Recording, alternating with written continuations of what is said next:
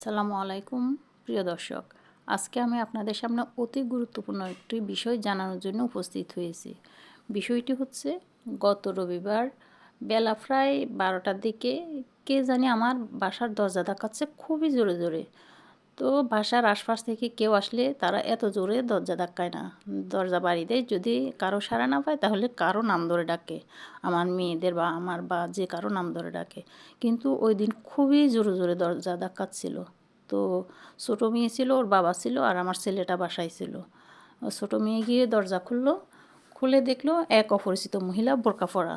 মেয়েকে বলতেছে, তোমার আম্মুকে ডেকে দাও, আমার তোমার আম্মুর সাথে কথা আছে। তো মেয়ে বলতেছে, কি কথা? বলে যে বাসা ভাড়া নিয়ে একটু কথা বলবো। তো স্বভাবত বাসা ভাড়া নিয়ে আমার সাথে কথা বলার কিছুই নাই, যে এটা সবাই জানে যে সরকারি কোয়ার্টারের বাসা ভাড়া দেয় উপজেলা প্রশাসন, সেখানে তাদের সাথে কথা বলতে হবে। তো আর আমার মেয়ে তো এত কিছু জানে না, ও এগুলো বলতে পারে নাই। ও বললো আমার আব্বু আছে, ডেকে দিব। তো যখন সে ওর আব্বু আছে এটা বলছে, মহিলার কিছু বলে নাই, উনি আবার সিঁড়ি বেয়ে নেমে গেল। তো এটা শোনার পর আমি এবং ওর বাবা ওকে সতর্ক করলাম যে এভাবে যে কেউ আসলে দরজা খুলে দিও না, বিভিন্ন কথা তাকে বুঝাইলাম। যাক, সেদিনের কাহিনী। এখন আজকে আমার ছেলে জানালা বেয়ে উপরে উঠবে, সেজন্য সে চেষ্টা করতেছিল, কিন্তু পর্দা থাকায় পারতেছিল না। তো ওর বাবা কী করলো, পর্দাটা উপরে উঠাই বেঁধে রাখলো। তো ছেলে খেলতেছে, আমরা দুষ্টামি করতেছি, এক পর্যায়ে ওর বাবা বলতেছে যে জানালা খোলা। আমি বললাম, কই খোলা? আমি তো দেখতেছি লাগানো, দুষ্টামি করতেছি আমি ওর সাথে।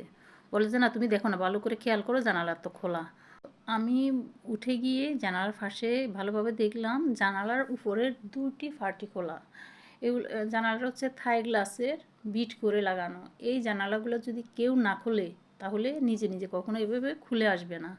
আমি ভালোভাবে দেখলাম, দেখে আমার যতটুকু আন্দাজ হলো, এটা হয়তো কেউ চুরি করার জন্য বাসায় খুলতে চেয়েছে, সুবিধা করতে না পারায় আবার তারা চলে যায়।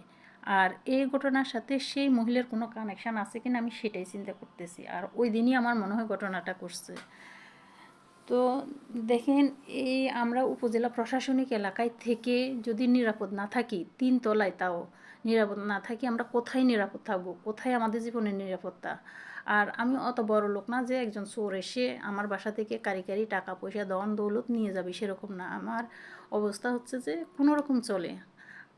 তো আর যদি চোর এসেও থাকে, বই খাতা পুরাটু কাগজ ছাড়া কিছুই তার পাওয়ার নাই, তাহলে তারা কেন এত ব্যর্থ চেষ্টা তারা করতেছে আমি বুঝতেছি না। আজ থেকে প্রায় 3 বছর আগে ঠিক একই ঘটনা আমার বাসায় ঘটেছিল। সেদিন তারা সফল হয়েছে। আমি আমার বিয়ের গয়না বিক্রি করে প্রায় 1.5 লক্ষ টাকা বাসায় রেখেছিলাম। তো সেদিন আমরা কেউ বাসায় ছিলাম না, যে যার কাজে ব্যস্ত ছিলাম। ওই দিন আমার বাসার দরজা ভেঙে ওই টাকাগুলো সহ আরও কিছু আমার জিনিস আমার বাসা থেকে চুরি করে নিয়ে যায়, যেটা উপজেলার সবাই জানে। তো এখন আবারও বাসা চুরির চেষ্টা। আমি প্রশাসনের সহায়তা কামনা করছি।